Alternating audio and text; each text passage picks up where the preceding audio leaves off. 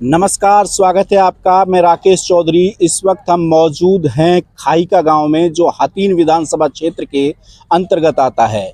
यहां मेरे साथ गांव के कुछ मौजूद लोग हैं। इनसे जानने की कोशिश करेंगे कि आने वाले विधानसभा चुनाव को लेकर के यहां क्या कुछ माहौल रहेगा। साथ ही ये भी जानने की कोशिश करेंगे कि इस क्षेत्र में क्या कुछ समस्याएं ऐसी हैं जिनसे लोगों को दो चार रोजाना होना पड़ता है। ज़्यादातर अगर एरिया को देखा जाए, ज़्यादातर क्षेत्र को देखा जाए, तो यहाँ जो लोकल सड़कें हैं उनका बुरा हाल है, क्योंकि हम भी इन सड़कों पे घूम रहे हैं। तो और जो कोई समस्याएं हैं वो खुद लोगों से जानने की कोशिश करते हैं। जी हाँ, ले लूँगा मैं आप सबसे। क्या कुछ रहेगा यहाँ चुनाव का इस बार? देखो जी, चुनाव के बाद तो ये है कहना में अभी तक जब तक टिकटों का फाइनल ना हो, जब तक अभी तक वो लोग सारे जो पब्लिक है असमंजस है। जब टिकटों का बंटवारा हो जाएगा उसके बाद पब्लिक अपने साइड पकड़ेगी। अभी किसी के बारे में कुछ नहीं कहा जा सकता कि कोई कहाँ है कहाँ ना है, लेकिन ज़्यादातर लोग वहाँ का कांग्रेस तरफ रुझान है। अपने जो बीजेपी साइड है वो भी उधर भी है, दोनों साइड है अभी। लेकिन जब तक टिकटों का बंटवारा नहीं होगा, जब तक किसी का कोई रुझान नहीं है अभी। कि अभी टिकट बांट की है बंटने, 5 तारीख को इलेक्शन है अक्टूबर में। तो जब तक मतलब 10 साल बीजेपी की सरकार रही है हरियाणा के अंदर, तो 10 साल में कुछ इस क्षेत्र में काम हुए हैं? देखो जी, हम तो अपने गांव को लेकर कह रहे हैं, हमारे गांव में कोई विकास नहीं है। चाहे सड़कों ले लो, आप अंधोप से आ रहे हैं यहाँ चलकर, आप अंधोप से लेंगे तो कितना कितने घोटे घोटे गड्ढे हैं। हमारी सड़क है, 10 साल हो गए। एक सड़क नागर सभा से खाइका जाती है, उसको परवीन डागर से भी कहा था भाई हमारी ये सड़क बना दो, लेकिन उन्होंने कोई ध्यान नहीं दिया इस बारे में।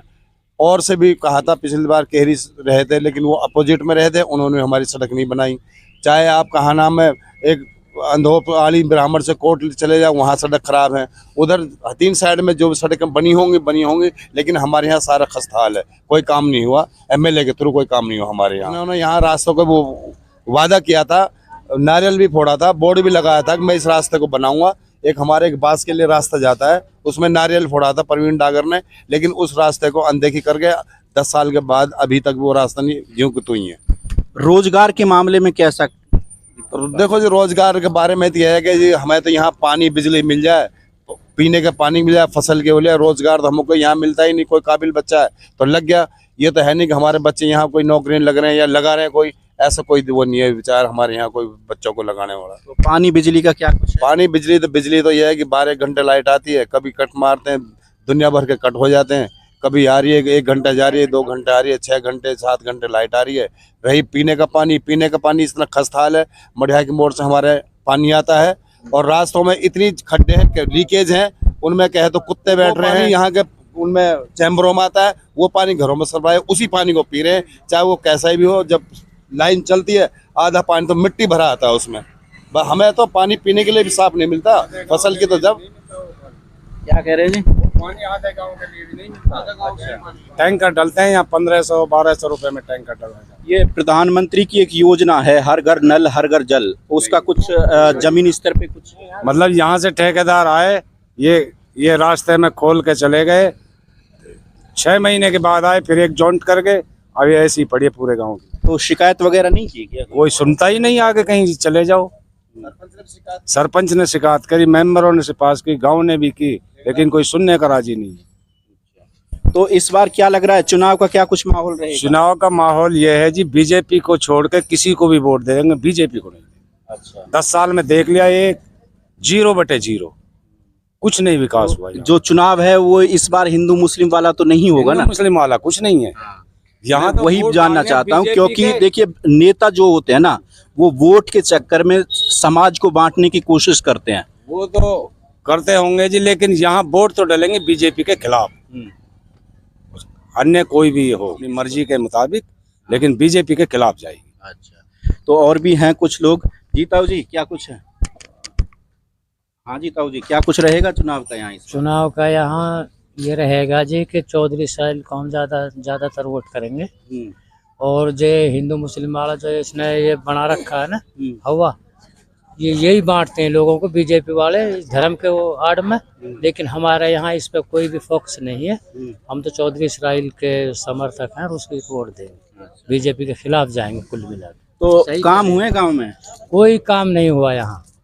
मतलब ये आप जब इस गांव में भी जाओगे आपको एक भी जगह से जो आप कपड़े न मतलब ये गंदे करके नहीं लाओगे। यहाँ कोई काम नहीं हुआ। विकास के नाम तो बिल्कुल कलंक है, कुछ भी नहीं। ये आखिरी गांव है हतीन का, आखिरी गांव है। ये सबसे पिछड़ा हुआ गांव है, इसमें कोई विकास ही नहीं हुआ। आप डोल के देख लो जी। अगर हमारे जी क्या कुछ रहेगा? सही है जी। अच्छा, जो इन्होंने कह दिया वो सही है। और भी चलते हैं, वहीं जानने की कोशिश करेंगे। जी आप बताइए, यहाँ रोजगार मिला है लोगों को? तो रोजगार तो जी जो कोई बच्चा वही लग रहा है जी। रोजगार तो कुछ भी ना है, तो अनपढ़ आदमी बैठे स्टेट इंडू तो कुछ है ही ना। हमारा तो सिर्फ पानी जड़ी रोड इनको पड़ रहा हो ही ना रहे। अच्छा, मतलब यहाँ जो सबसे बड़ी समस्या अगर देखा जाए तो बिजली, पानी और सड़क की है, जिन पर काम होना चाहिए था, लेकिन सरकार ने इस ओर कोई ध्यान नहीं दिया है। नहीं ध्यान दे रहे जी। हमारा गांव में तो बिल्कुल पछड़े हुआ में छोड़ रखो। यहाँ एक सड़क की मांग करी है और वहाँ की 10 साल से मांग हो रही है, आज तक ना बंधी हुई सड़क। इतने गड्ढे हैं उसमें, इतने हाँ, ना ही कोई यहाँ कोई सुविधा नहीं है हमारे गाँव के लिए। बस आती है यहाँ, वो चल रही मिनट वाला सोए बस, और अंधोप तक आ रही है। हमारे यहाँ तक कोई वो नहीं है जी। हमारे गांव बिल्कुल, हमारे गांव तो ये छोड़ रखा है बिल्कुल, तो अलग है। तो क्या लगता है इस बार बदलाव का मूड है या नहीं है? देखो जी, बदलाव का मूड तो ये है जी। देखो हम तो जो है कांग्रेस पार्टी को वोट देंगे। हाँ जी, कोई भी है जो बदलाव चाहे, चाहे कैंडिडेट कोई भी आ जाए, कोई भी आ जाए, कोई दिक्कत नहीं है बस।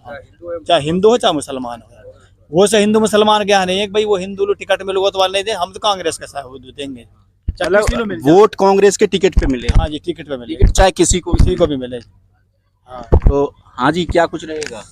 जी यही रहेगा जो कह रहे हैं। तो क्या करते हैं आप? टैक्स है जी, मेरे पास टैक्स चलाता हूँ।